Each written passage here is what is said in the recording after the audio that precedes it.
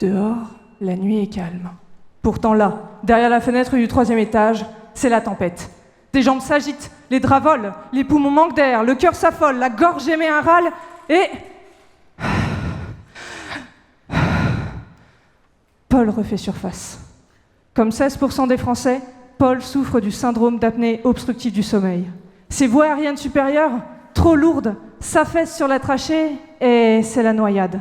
Son cerveau tente, tant bien que mal, de mobiliser les muscles de son cou, se réveille à la limite de la conscience pour éviter l'asphyxie.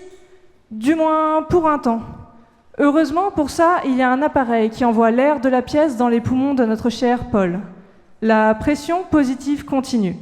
Batterie, tuyaux et masque, le voilà équipé pour éviter de sombrer. Mais cela est-il seulement efficace ? C'est là que j'interviens. Ma thèse, comprendre comment le mécanique permet de supporter l'anatomique pour soulager le neurologique des apnéiques, et ce, espérons-le, pour une journée sans le moindre hic.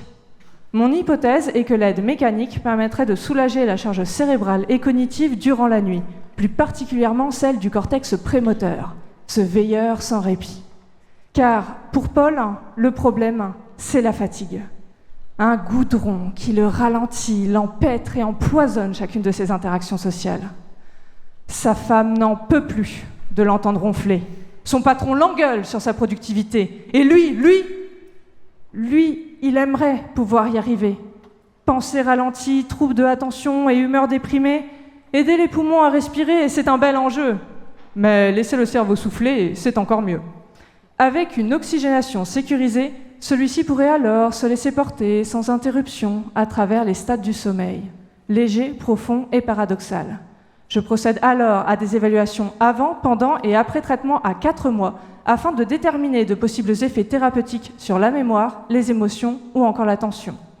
Pour cela, je combine des bilans neuropsychologiques complets, soit des tests normés et standardisés, avec de l'imagerie médicale. Pendant que les champs magnétiques agitent les molécules d'eau, je fais de même avec les neurones de mes patients.